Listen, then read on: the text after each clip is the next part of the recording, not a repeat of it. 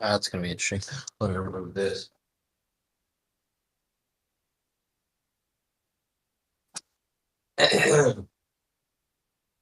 All right, should be good now.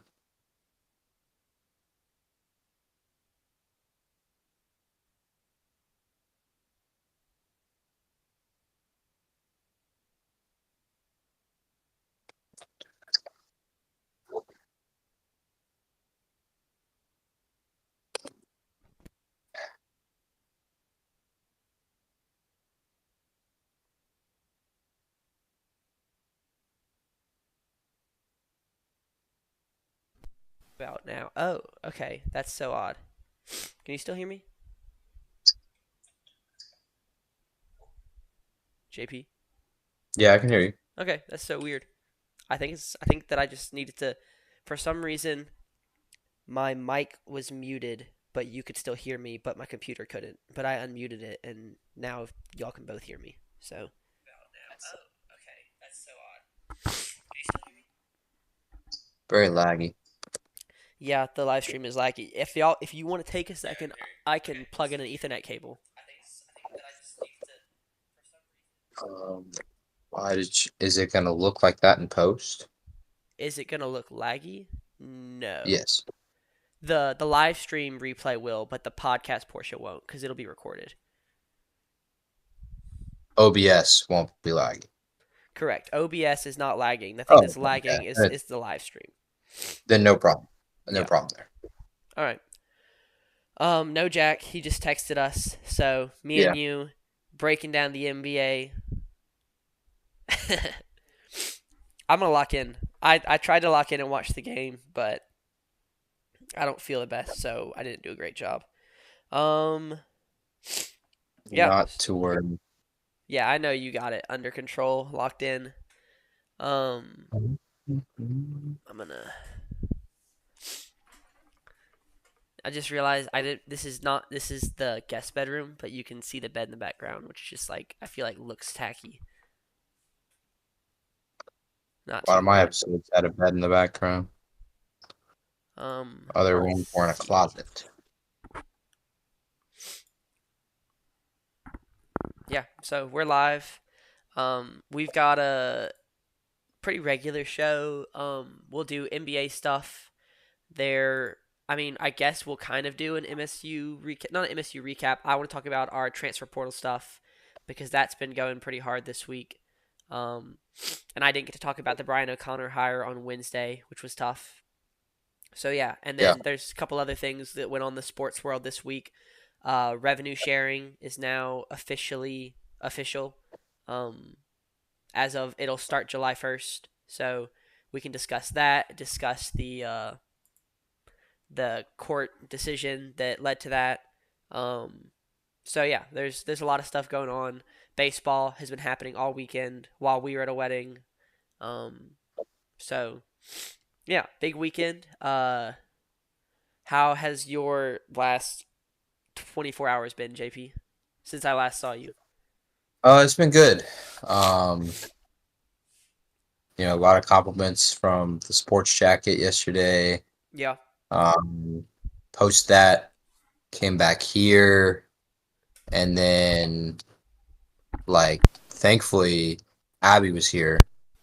Because I would have just gone to bed and really not thought about it at all, Yeah. which would have been fine, but there was a lot of like bad weather, and because I'm in like the middle of nowhere, there's not really like a city or a town that would have like good weather reporting Yeah. for like my area. So there was a tornado that was like literally 5 miles up the road from where we were at the moment. Yeah. So, yeah, we were watching that the entire night, watching Matt Lopalm. And then today's been good. Nice. Putting some stuff together. We have our first major tournament of the year. This coming weekend, got two of my buddies coming to town, and we're playing the Mississippi Major at Tupelo National Okay. um, for 2 days. Big time event, a lot of points on the line for the club, and it's going to be such an interesting competition Yeah. because um, Anthony and Thomas, the two that are coming, are really playing well right now. And we've had the problem so far, at least, that like none of our tournaments or championships or anything have really been like close or competitive. In fact, I think the closest scoring margin, yeah, the closest scoring margin between any tournament we've ever had is 3 strokes at the end. Yeah. And that's only happened once. So I think we're gonna have a major championship go down to the wire. And it'll be really fun this is our first like 2-day tournament too. Um, so it'll be fun after day one, like who's sleeping on the lead and stuff like that. It'll be fun. Yeah, the breakdown But of yeah, that on Sunday go show ahead. is going to be elite. The breakdown of Oh yeah, Sunday show. can't wait. Can't wait. Yeah, it's gonna be really, really fun. I gotta lock in. Got a big week of practice I gotta get in. Every Um, afternoon. yeah, yeah. Do you have an advantage? I assume you're going to get to play the. Are you practicing on the course y'all are playing?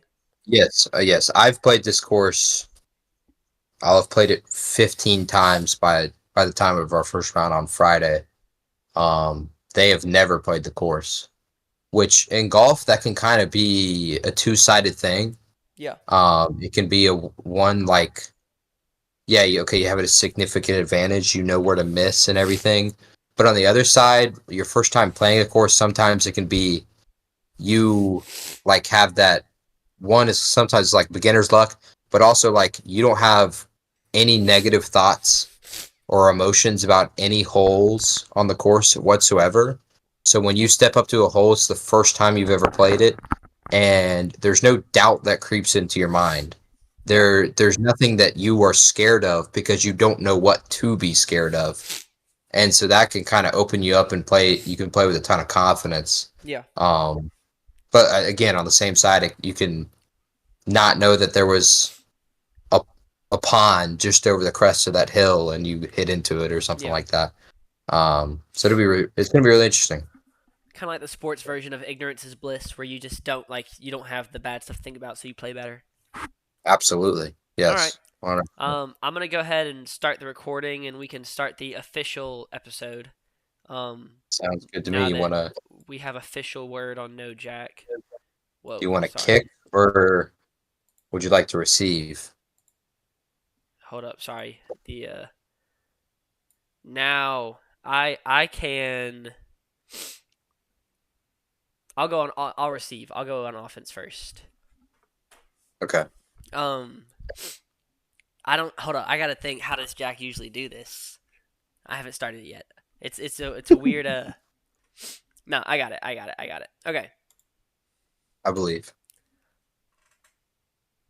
What's up, guys? Welcome into the Technical Foul Podcast, episode 30, a big number, getting closer to that 50 mark. So I'm kind of counting down that in my head, but I'm here with just JP tonight. No Jack. Jack is on family vacation, and weather is not knocked out their Wi-Fi and internet, so he cannot join us tonight. But yeah, JP, you want to give me a quick recap? We saw each other at a big wedding this weekend. A good friend of ours got married, and that was really cool. So how have you been in the last 24 hours? I've been doing great. I got a lot of compliments yesterday with my sports jacket that I won from one of our major championships. I talked about it when we did the Masters preview. So I wore that to this weekend's wedding. Got a lot of compliments about it. And then other than that, it's been good. Putting some things together. Big tournament coming this weekend with my friends. And then just watched the Thunder get a nice win and bounce back. State baseball on the rise has been great. All that news has been awesome this weekend. Yeah. It's been a good 24 hours, I'd say. Yeah, this is going to be a fun show. I think we're both going to get to talk about something we're really excited for. You're going to talk about basketball, and I'm going to talk about baseball. I told someone this weekend at the wedding, they said, how excited should I be about the baseball team? And I said, however excited you are, I don't think you're excited enough. I'm very excited. I tweeted the morning after his hire. I was like, all right, guys, I'm ready for baseball season. Like, if I could skip over football and basketball right now, I would. just because I'm that excited. I'm excited for those sports, but there is just this might be the most excited I've been for a Mississippi State sport since I got to college. Just Even the like, season after the national championship. oh, I forget I've been in college that long. Yeah. I don't know actually. Then that feels forever ago. I feel like I wasn't in college when that happened, in part because I didn't get to. I was at summer camp working that whole summer, so I Mhm. watched the last out of the last game of the College World Series. So I don't even feel like I was a part of that postseason run at all. Um, Sorry, I have a cold, guys. I'm powering through, but yeah, I don't know. That's definitely that feels so long in the past. I can't remember. Um, I think this is a different. This is like a new, fresh excitement. So I think that makes it feel a little bit different than coming off. That's a different kind of like you're coming off of a high as opposed to being excited for something new and exciting. So it's two very different Sure. feelings. We're going to talk about the NCAA revenue sharing that starts July 1st. So it's going to be a fun episode. But you want to get started with NBA or do you want to get started with college baseball? I mean, basketball just Uh, happened. So if you want to do that, we can. yeah, let's do NBA since it's fresh on my mind. Thunder even it up. They win game two. We haven't talked since game one. Game one. I mean, it was one of the best. It feels a little revisionist history on that, but it was one of the best, I'd say, finishes to a game one in NBA Finals history. I wouldn't say it was one of the best games in Finals history because the Thunder pretty much controlled it the entire way, and they literally did. The Pacers did not have a lead in that game until zero point 0.3 seconds were on the clock. They spent the entire game trailing, and like a minute of the game was tied. So just absolutely remarkable. Another notch on the belt of an unbelievable resume they have put together in this postseason, both individually and as a team. Unbelievable comebacks, multiple of these less than a minute down 7 or 8 comebacks, and then you've seen again another one. They were down 9 with roughly 2 minutes 30 seconds left, and they come storming back, and the Thunder call timeout. SGA gets to a spot, misses. Halliburton on a dash gets to his spot, knocks it down, and scores what was his 17th, no, 14th point of the game, um, which is utterly remarkable. The run that he is on is insane. This season, 13 for 15 to tie or take the lead under 2 minutes in the fourth quarter. Unbelievable. The next closest in like the history of the postseason, or even in a single postseason, is like at roughly around 48%. I'm pretty sure it's LeBron James. 13 for 15, 87% on shots to tie or take the lead under 2 minutes. Unbelievable this season he has been. And for me, it's also like remarkable because this guy isn't a prolific scorer. He's a pass first point guard. He's not someone who he really doesn't have a go-to shot. His best shot is getting to the rim and finishing at the rim, and that's about it. He doesn't have a go-to shot. There's no like spot that is his, and yet he still is clutch.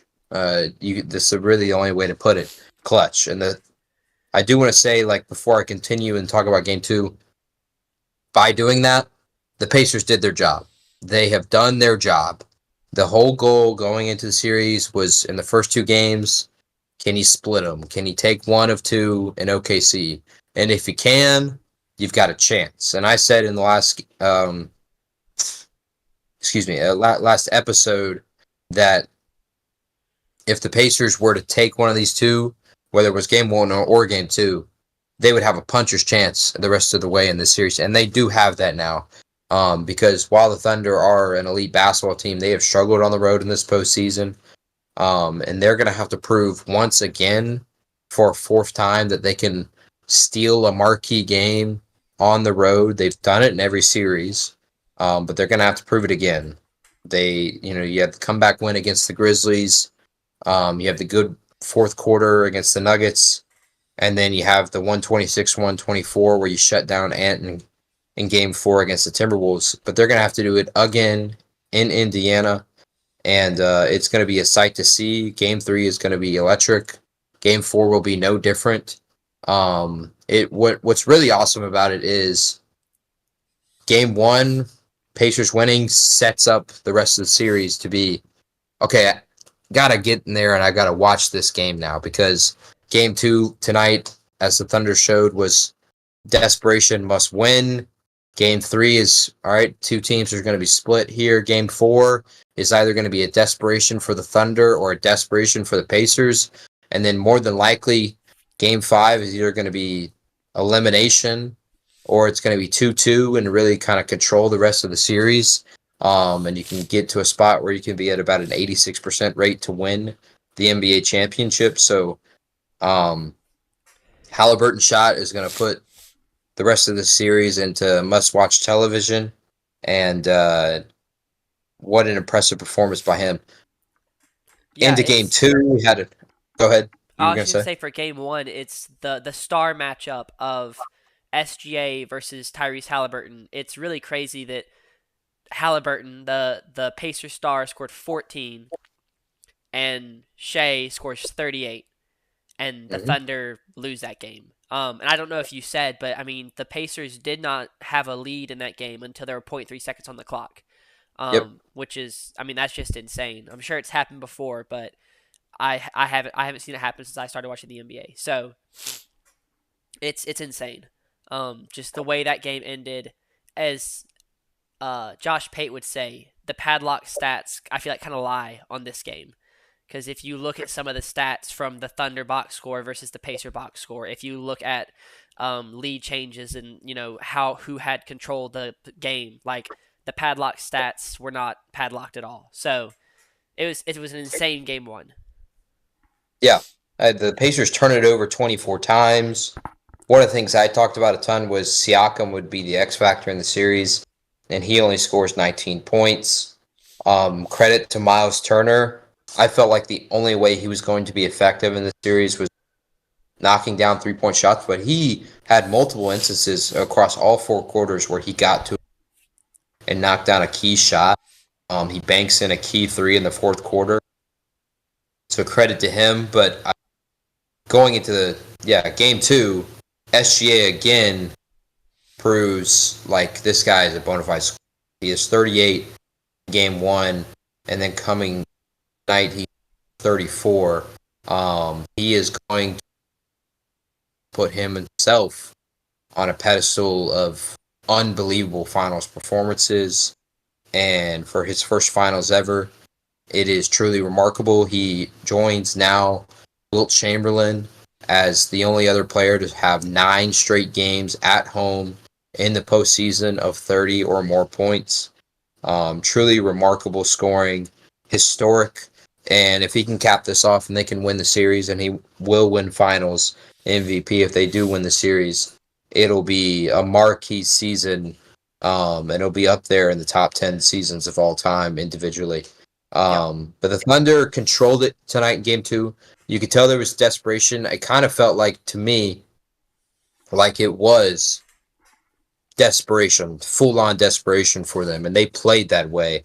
They played that way defensively. While they didn't create the high turnovers for the Pacers, what they did was they dropped their shooting percentages. Indiana shoots 46% from 3 in Game 1, 35% from 3 in Game 2. They were really ineffective, especially in the first half, only scoring 41 points. Then they get it going in the second half, scoring 66. But the Thunder came out tonight, and they were aggressive defensively, creating turnovers and then turning those turnovers this time into points. They score 14 points off of 15 turnovers for Indiana versus in Game 1, Indiana turns it over 25 plus times and they only score 13 points off of turnovers. So there's kind of a difference in your stats that's crazy. On the Indiana side, you look at this box score in game 2, when you look at it in game 1, it's crazy how it's like almost identical besides the 3-point shooting percentage. The Pacers basically did exactly what they did in game 1. You have 7 guys go for double figures, all of them in the teens except for 2. And then in game 1, you had 6 guys go in double figures, and all of those were in the teens. The difference was tonight OKC and SGA got help. Caruso was terrific tonight. Aaron Wiggins goes 5 for 8 from 3. Caruso's 4 for 8 from 3. And then Chet Holmgren and Jalen Williams finally get into their spots. It looked like beginning in this game it was going to be a little bit of an uh-oh for the Thunder, that J-Dub and Chet Holmgren were going to be ineffective. They were playing extremely fast, fumbling the ball a ton, turnovers in some spots, but they were able to get adjusted. Chet does that in the second quarter, and then Jalen Williams does that late second and early in the third. And I credit to them. They stepped up. They did what they were supposed to do. But defensively, it was really a masterclass from them. They hold the Pacers under 110 points, which is impressive to do against this team. A team that when they're cooking, they score 125 plus every single night. And for me, game 2 just reasserts what I felt was going to happen in this series. Pacers shocked the world in game 1, but I think, and the stats would show, the Thunder have controlled this series for virtually 90 of the 96 minutes, which is insane. And yet the series is tied at 1-1. But it doesn't change in terms of my look for the rest of the series. I really think the Thunder are going to win game 3, game 4, and game 5 and take this the rest of the way. I think the game 1 miracle for the Indiana is really just something that's going to give them life and give them a chance, and that chance is like 10%. I really don't see how they can affect the Thunder going forward in the series, because we've now seen 96 minutes where realistically the Pacers have not shown, really outside of a few 5-minute stretches, that they can be better than the Thunder. And generally, if you're going to play 7 times, the better team is going to win.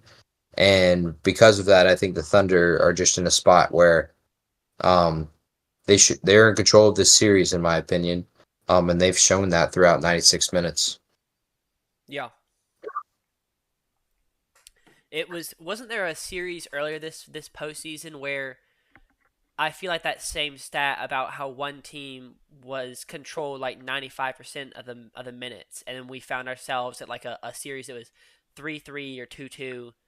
Maybe I can't remember exactly what the series was, but I feel like we've seen that earlier as well. So, I mean, it reminds you a ton of the Knicks Celtics series, okay, where the Knicks had the 2 20-point comebacks in game 1 and game 2. Similar in that aspect. Yeah. okay, cool. Well, and where were the vibes after? Well, first of all, we didn't get to talk about this because game 1 was Thursday, right? On Wednesday, I believe you said to predict a big Chet game, or Sunday. That didn't happen, unfortunately. Chet's breakout. We now have a thumbnail or a YouTube video titled "Expect a Chet Holmgren Breakout Playoff Game," and so we may have to take that video down to protect ourselves. But where do you feel is Chet's an impact player in this series, or does Shea need to be looking elsewhere to get that help he was missing in game 1? I still think Chet is an impact. I think like the 96 minutes we've seen would say that's not the case.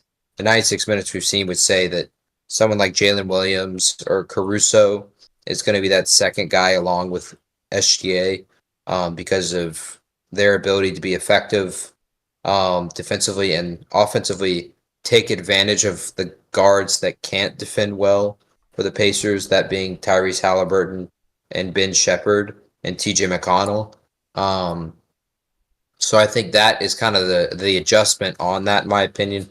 I do think, and we saw that tonight, that OKC's got to play the double big lineup more. One thing they did, they Is that a switched, Holmgren and Shingun? not Shingun, Isaiah Hartenstein. Wait, where does Shingun play? Shingun, Shingun's with the Rockets. Oh, is he a big though? Yes, he is a Okay, big. okay. I knew he was in the West. I knew he was a big. Continue with Hartenstein Um, and yeah, I Holmgren. think tonight showed Holmgren and Hartenstein need to play on the floor at the same time, um, more often, and that is what they had been doing throughout the postseason until Game One. Hartenstein and Holmgren started every game together. OKC switches it in Game One and keeps it in Game Two, starting Cason Wallace, and Cason Wallace hasn't been as effective offensively, and because you bring in the smaller guy, you give Siakam another smaller defender, and you limit yourself because you can't offensive rebound. And offensive rebounding is kind of crucial, in my opinion, for the Thunder in this series because it's another way to slow the Indiana Pacers down. They end up having 4 more offensive rebounds tonight than they had in Game 2. And when you do that, you slow the Pacers down. They can't push out and run. And a lot of these offensive rebounds tonight led to threes. Aaron Wiggins knocks down a huge three off an offensive rebound. And if they had a few other chances off of those. And I don't think the Pacers just have anything that can match up with that. Siakam isn't big enough to box out Isaiah Hartenstein, and he's not big enough to keep Chet Holmgren from jumping over the top. Their issue and their kind of like pushback on that and why they started Cason Wallace is because they felt it was going to be a better matchup for the Pacers guards and more specifically a better matchup for Pascal Siakam. But I think we've seen throughout 96 minutes that it doesn't really matter as much who they put on Siakam. If their help defense is effective, if Siakam beats someone, there's 3 guys that are reaching down and swatting at the ball, and you have Caruso and Lou Dort and Cason Wallace getting these steals and running in transition. In fact, and it's almost an advantage for the Thunder to get beat defensively because they are so good in the help defense and getting to the spot and blocking shots and more specifically stealing the ball from behind. And we've seen that in these 2 games. The Pacers are turning it over at such a high rate. They were the best like non-turnover team in the NBA this season. And through 2 games, I believe we're at 39 turnovers, which is insane. They were averaging roughly 7 a game, if I'm not mistaken. So 14 turns into 39. That is the Thunder defense right there. And it's a lot of it is just it's the driving to the rim and the swatting of the hands or the closing off gaps is forcing these errant passes from the Pacers.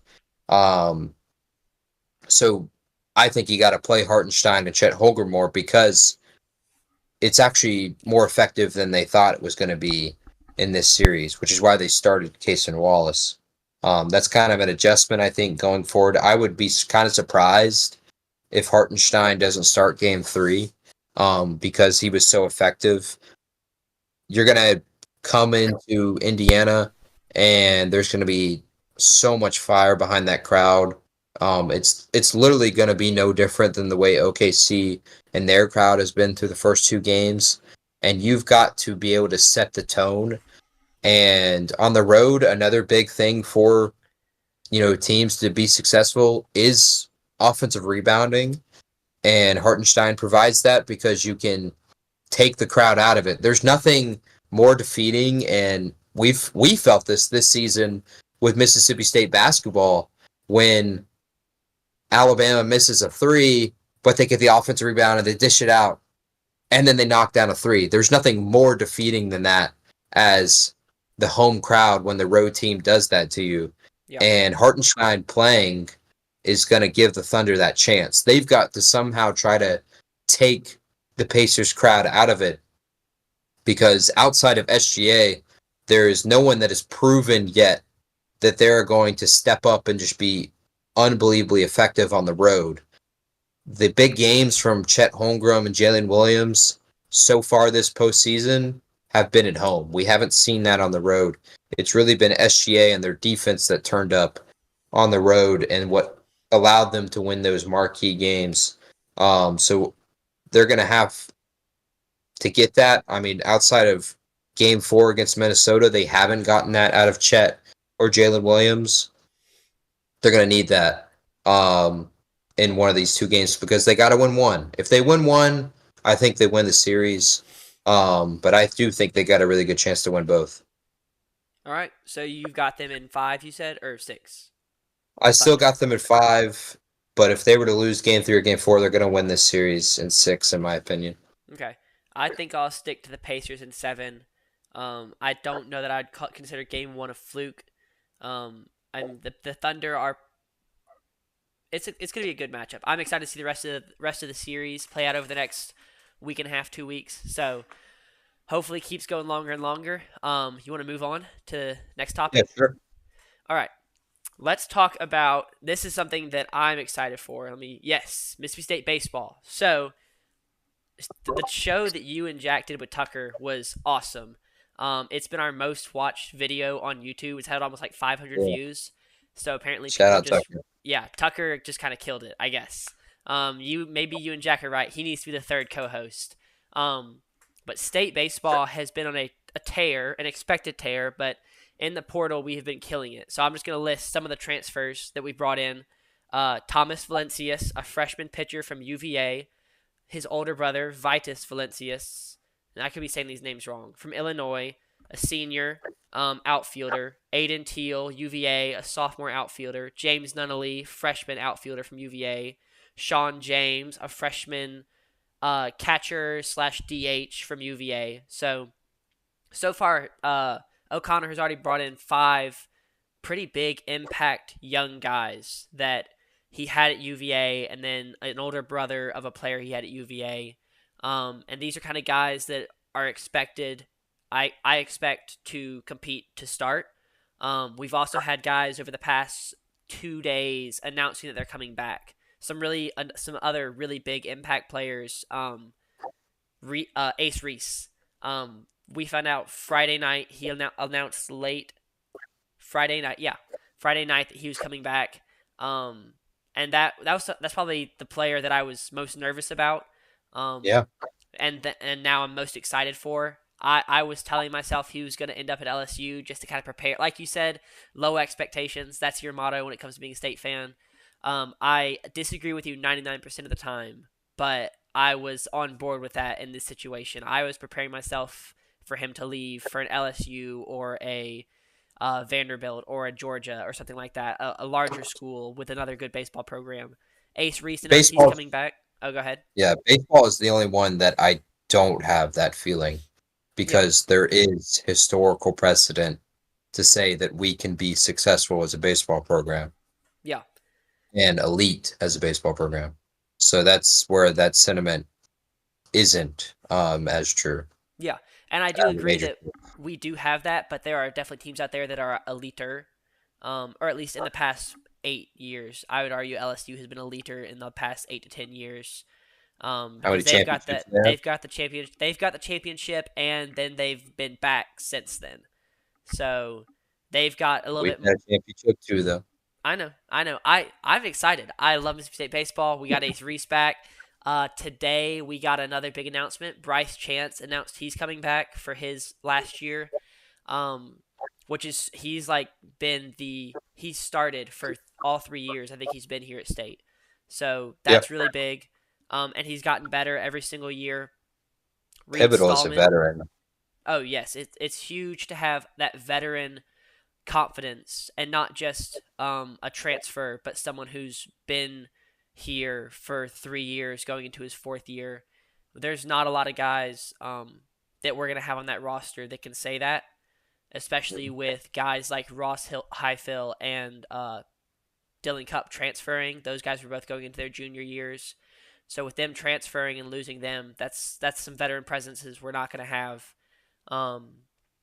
We've got Reed Stallman announced he's coming back today.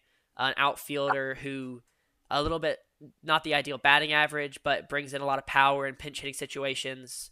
The names I'm still waiting on are, well, specifically it's Noah Sullivan, and I think his name might have to do with the draft, but I don't know how much DHs are in demand at the next level. He did pitch for us. He pitched. Hold on, I actually have his stats. Let me pull them up. He started 7 games and had an ERA under 2, but I don't think he ever pitched longer than a little over 2 innings. I don't know that he ever got through 3 innings as a starter. Um, and that he pitched midweek games, so the competition level was not super high. So I don't know what kind of demand a primarily DH is going to have at the next level. I don't, as a draft prospect, when you could be drafting guys who can hit and play on defense. Do you have thoughts on that as someone who knows MLB a little bit more? I DHs are good. Okay. But the problem with like in my opinion, and that this is I've experienced this from playing the show as well. Not that real life is a video game, but I think in terms of managing teams, it can be. Um, DHs, it's if you have one and he's elite, they get paid big money. But a lot of the time, you'd rather use that spot to have a guy who needs some rest and just have them for a day, let them hit. Yeah. And like the Braves, I think could benefit from that a ton if they didn't have Marcell Ozuna. They could put Acuna in the DH spot for the afternoon, and he's still effective as a hitter. And you give him off a day in right field. Yeah. I think that's something that a lot of teams would love to take advantage of. But if you can have a terrific DH, then you'd love to have it. But they have to be elite. Like they got to hit Yeah. for pop. OPS has to be through the roof. Or they're just like a one of a kind, like Shohei Ohtani or something. Yeah. So I don't think it's. They'd much rather have someone who can play in the field, because that allows you to be so much more productive, um, in terms of if they can be a platoon player or someone who can come in a huge spot and hit, and then still be able to go out there and play in the field when you go to the bottom of the inning. So Yeah. So I'm waiting on that name. I really want Noah back. The mustache itself provides yeah, a lot of energy to the team. Another guy I really would absolutely. love to have back is Garrick Fry. Yeah, Fry. Couldn't remember how to say it. That's right. It's Garrick Fry. Um, Played outfield and started. He led off for like the second half of the season. He finished with 141 at bats, but he hit 340 and had 8 home runs. And the mentality of having a guy leading off who is hitting over 300 but also can like put it out of the park is so exciting. I will Mhm. not I don't remember who, so I won't. I was about to say I won't forget, but I forgot who. But there was a game where he took the first pitch and sent it over the fence, and that was pretty early. He started about halfway through the season on, and so that was pretty early in his starting time, and he put that one um, in the outfield, and that was awesome. That was kind of a wake up call, like, oh, this kid's kind of good. So really hope to see Garrick Fry come back. Um, and then pitchers, we've got a couple freshman pitchers. I think 3 freshman pitchers who've announced that they're coming back. Charlie Foster, Ryan McPherson, and Dane Burns.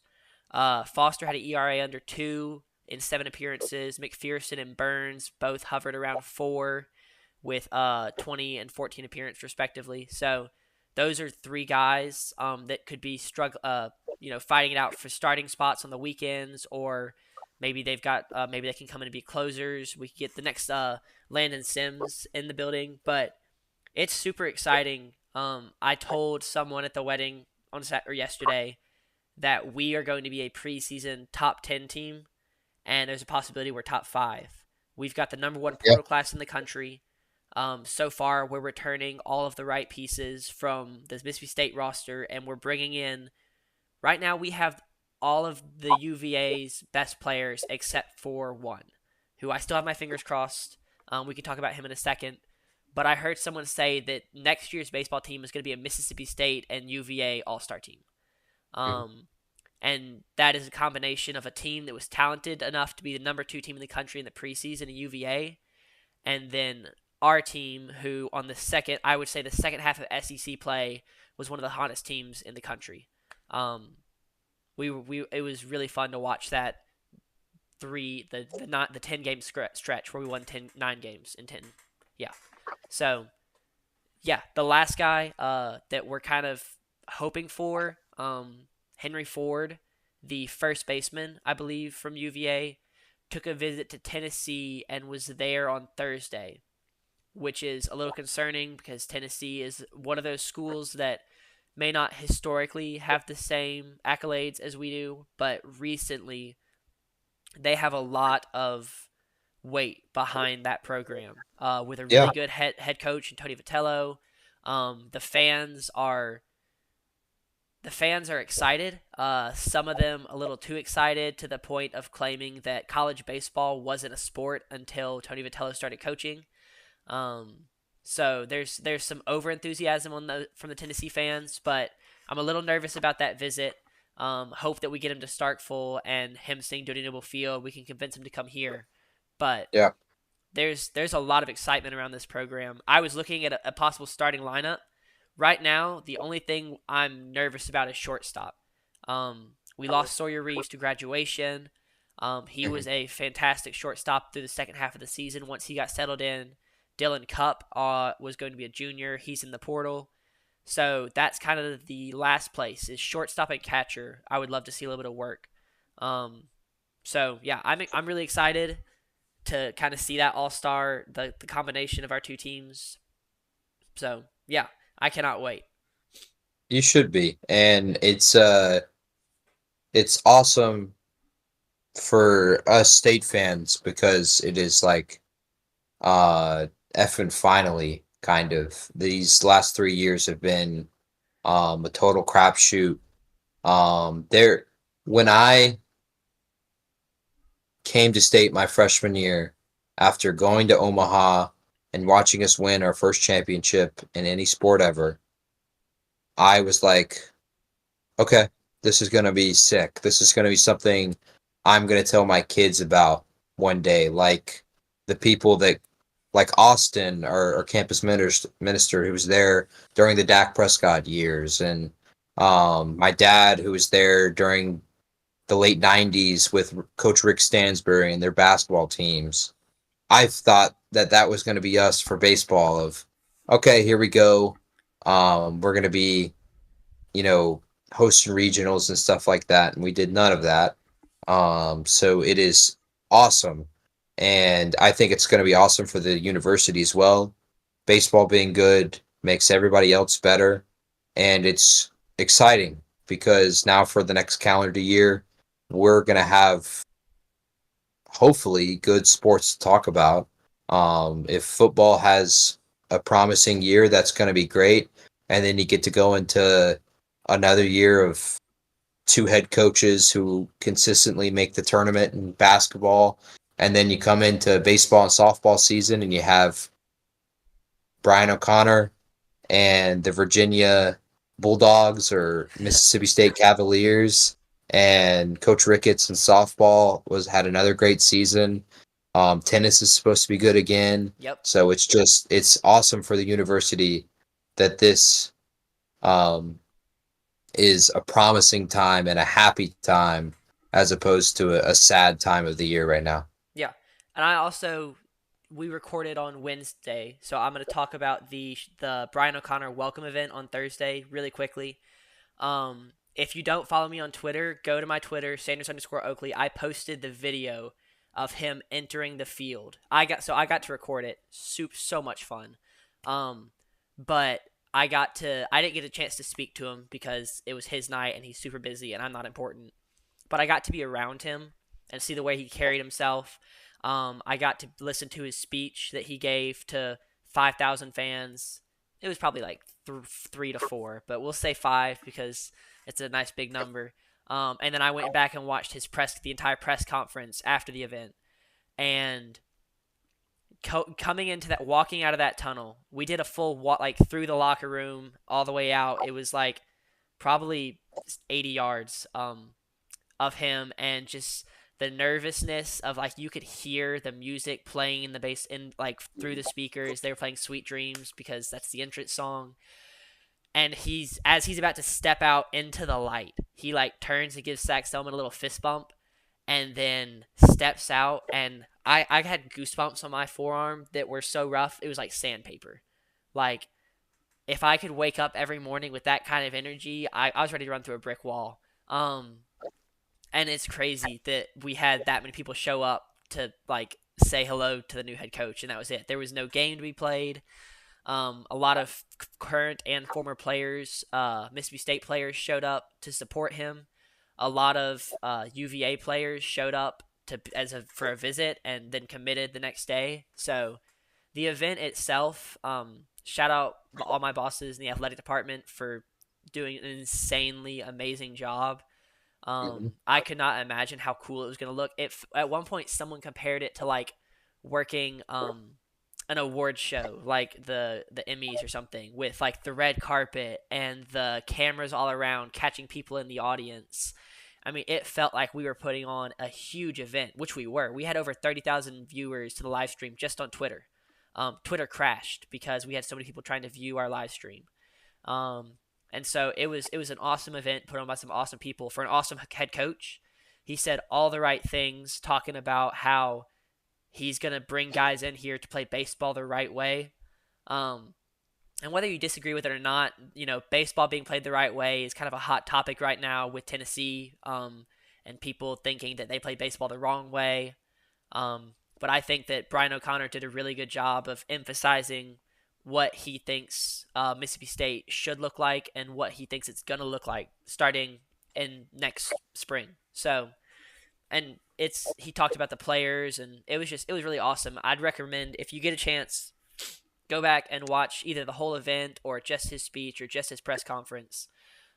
He seems like a super stand-up guy. He thanked everyone at Virginia at the beginning of his press conference, unprompted. He thanked the fans and the athletic staff there. So I'm really excited for the Brian O'Connor era. I think it's the biggest head coaching hire Mississippi State has ever made. So, which is kind of crazy. I was thinking about it. He's the first coach we've ever hired who has won a national championship as a head coach, I believe. Yeah. So, by far the biggest head coaching hire we've had. He's now the second highest paid head coach in the country, or baseball coach in the country. Um, so, yeah, I'm super excited for baseball season. Can't wait. He's very well spoken.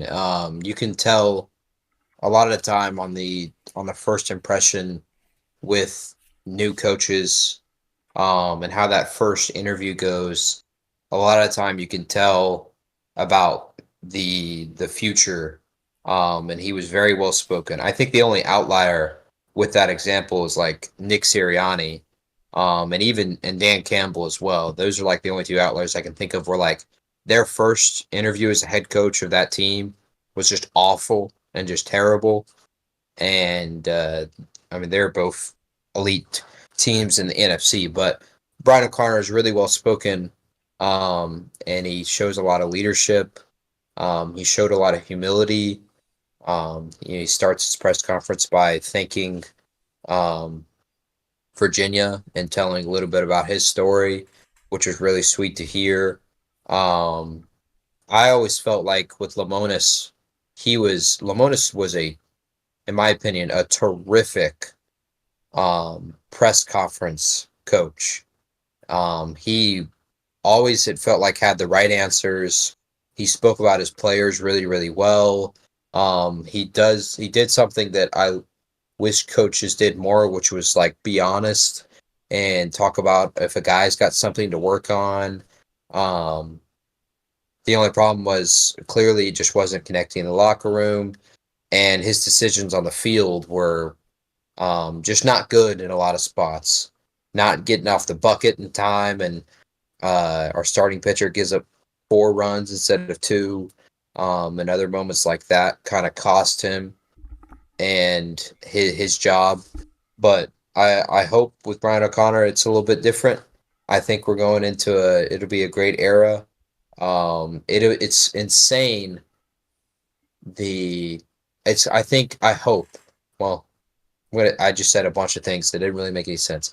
Um, I hope that it isn't too much because the expectations that are going to be on this team, that are already on this team, that isn't even a team yet, which is just going to build over the next 9, 8 months. I hope it's not too much, and I hope we don't about face on it. I hope we are patient and allow this program to regrow and come out of the depths of darkness that we were in terms of how we want Mississippi State baseball to be. And I hope he is just given a chance and that there's a lot of trust in there. And his resume helps a ton with that. But I hope that is something that they do because it's for state at least. I feel like it's imperative that you do that, that you don't overreact, and that you give some of these guys a chance. Like I hope that we continue to give Coach Levy a chance, and we clearly should continue to give Coach Jans a chance, even though we don't really have the marquee wins and we don't have the tournament win.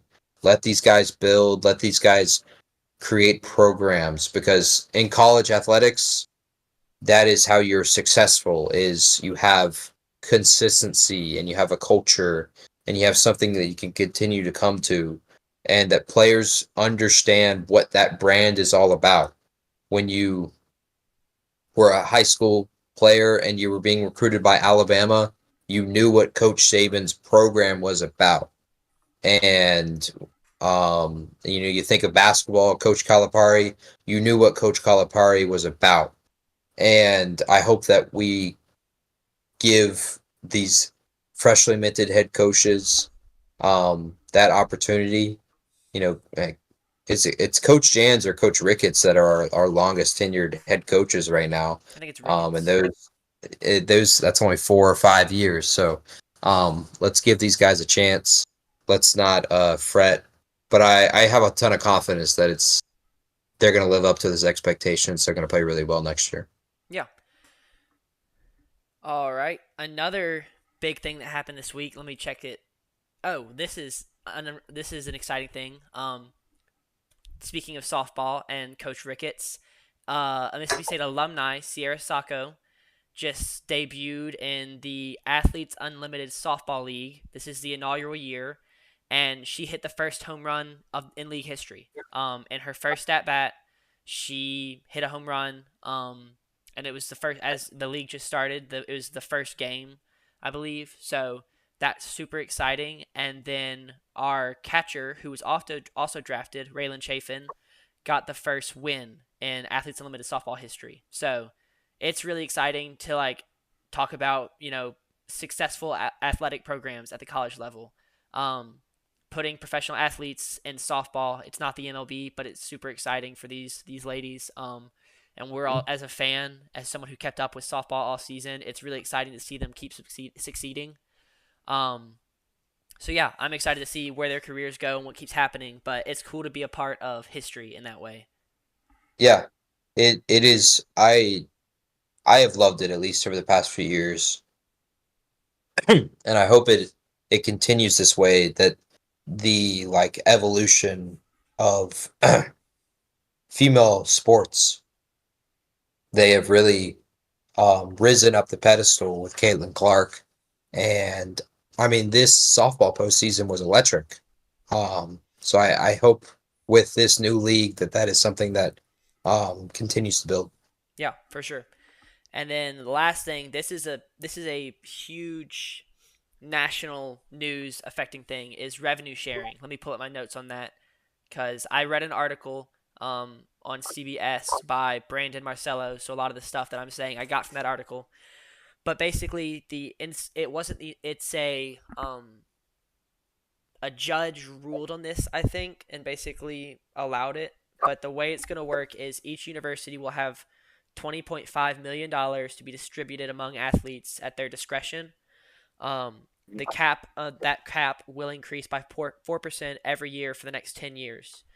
And then the settlement also includes $2.8 billion with a B in back payments to athletes who played between 2016 and 2024.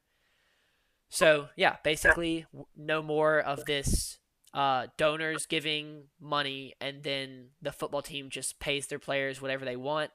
Um, no more $12.5 million deals for one dude in all likelihood, unless he's just that worth it. There are now limits to how much you can pay people out of pocket. But they did. I do like this. They also are introducing um, NIL, like not introducing, but they are will be sticking around as deals with businesses between players and businesses, which does not fall under the cap. So, um, starting July 1st, all NIL deals will be required to go through a new enforcement entity that confirms the validity of each NIL deal over $600. It'll look at previous deals and the current situation to be sure that an NIL deal is not in excess of that athlete's fair market value. So that's a huge deal. Is like we have nothing that we've been seeing is at all related to fair market value.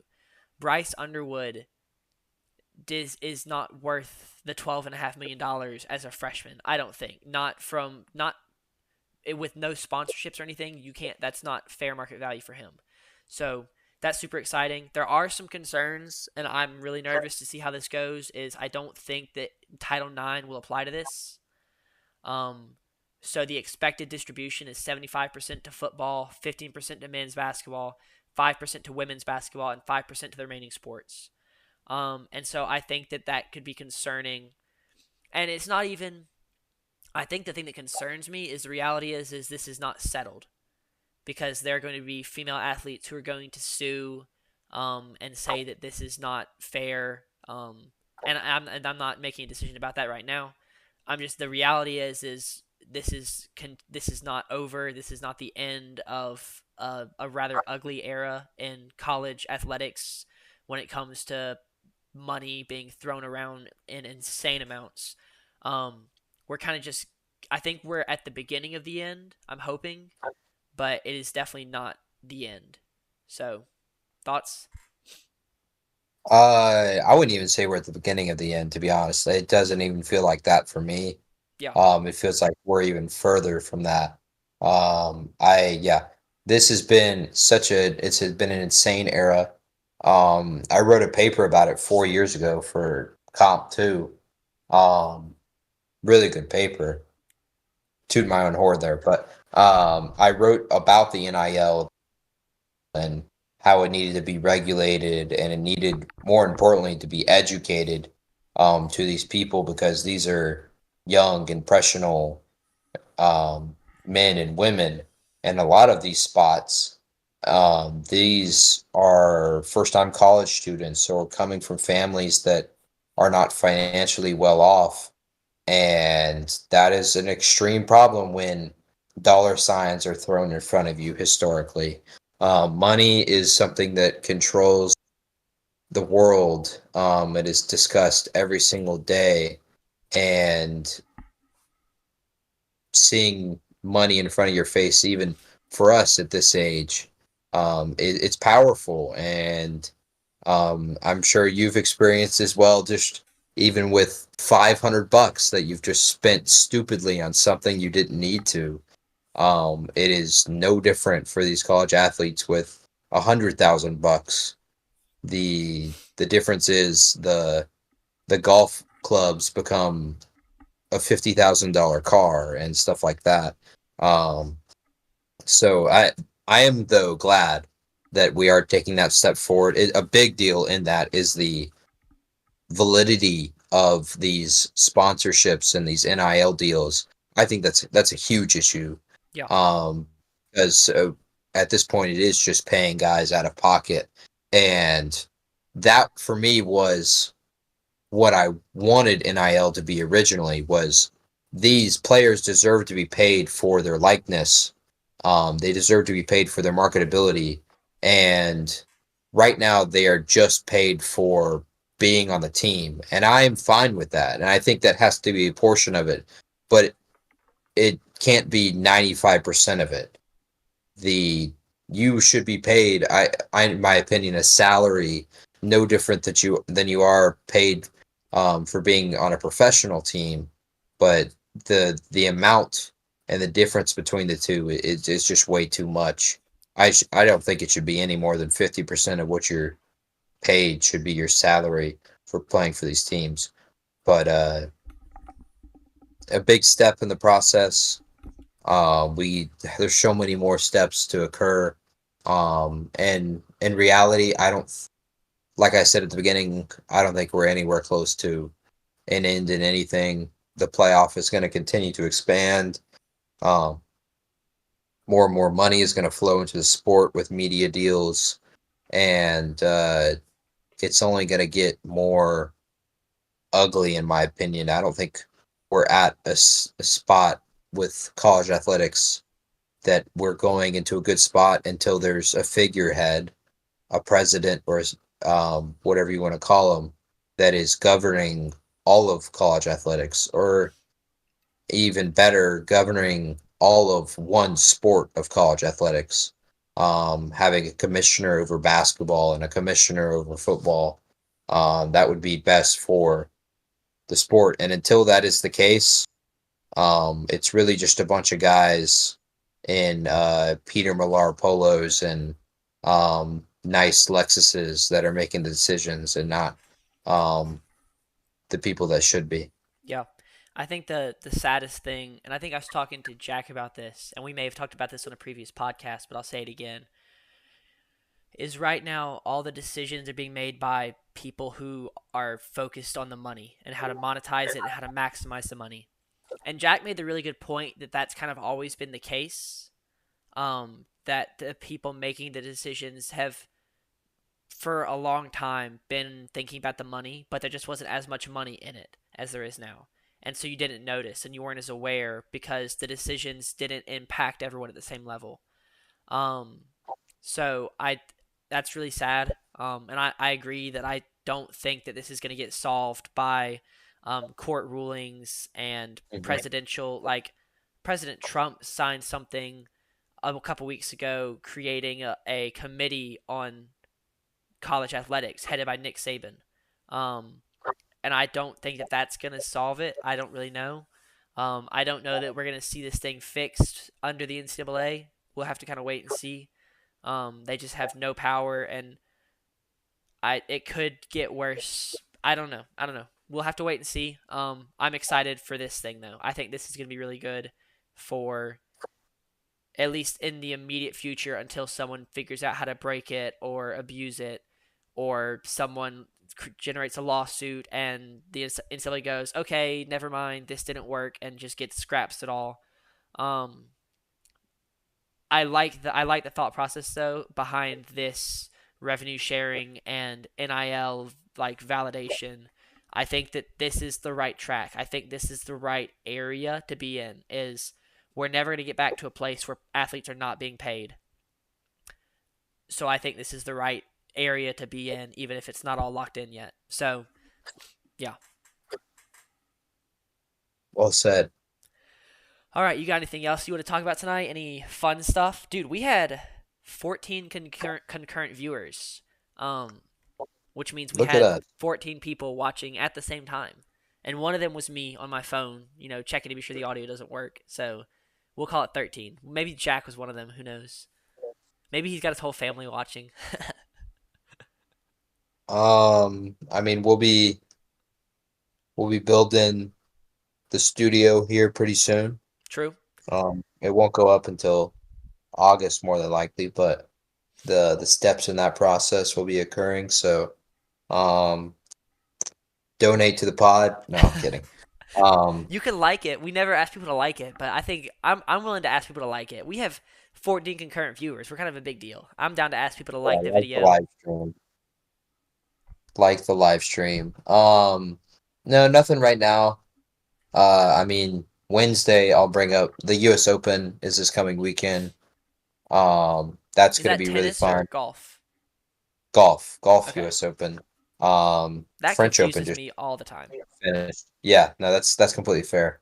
In my opinion, the more prestigious U.S. Open, the golf one. will be this weekend. It'll be fun.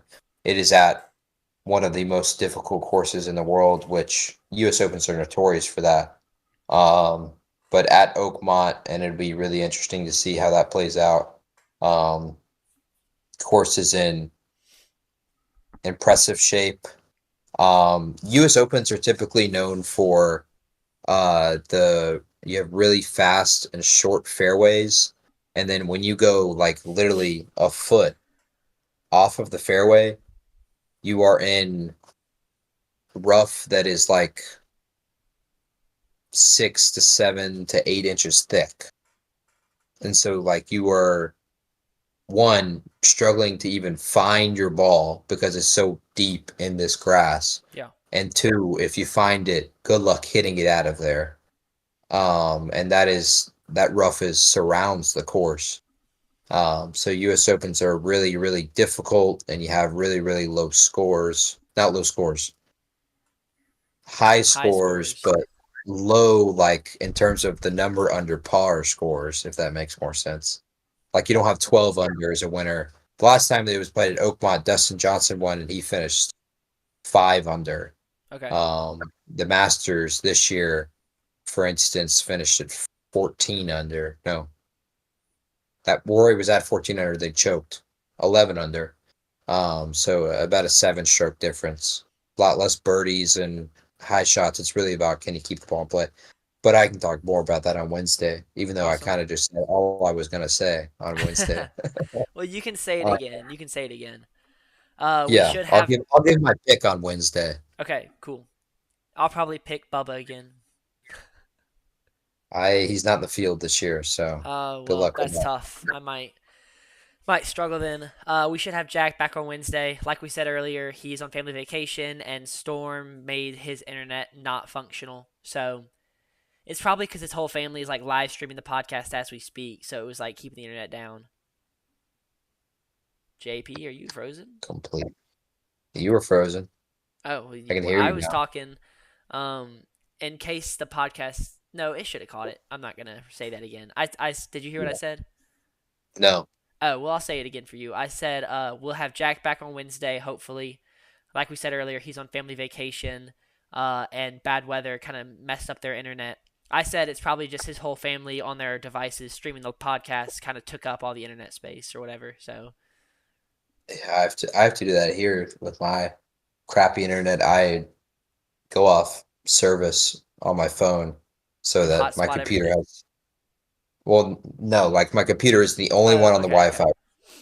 okay. PlayStation's off and phone is on service. So yeah, I get that. That can be an issue. That's what we grew Wi-Fi's up not. doing in my house. Was we had an Xbox. My house, we didn't have. We had the internet that like still came through the phone cable. I don't know if that's a common thing. Like we didn't have fiber or whatever it's called, like we do at our new house. But our old house, we had everything was going through the coming in, and it was very slow. And so if we wanted to play video games, we have to run through the house and be like, "Everyone, turn your Wi-Fi off. Turn your Wi-Fi off." And man, when Yeah. family would come, cousins would come over, and me and the cousins would want to play split screen Battlefront or something. It was a pain trying to get all the aunts and uncles to turn their Wi-Fi off because there's like 8 or 10 aunts and uncles, so you got to find everyone in the house and be like single them out and be like, "Is your Wi-Fi off?" Because they don't know, they don't get it, they don't know what's happening. So Yeah. man, the struggles of growing up in the country. All right. I think we can ramble. Oh, I realized I still have the graphic up. Oh well. We can ramble for a long time. I think we should let everybody go and end this podcast at just over an hour. Hour 45 seconds right now. So thank you to our 12 concurrent viewers. I don't know. Maybe I'm making a bigger deal out of that than I should, but like that blows my mind. Double digits. That's crazy. I don't know. All right. Well, thank y'all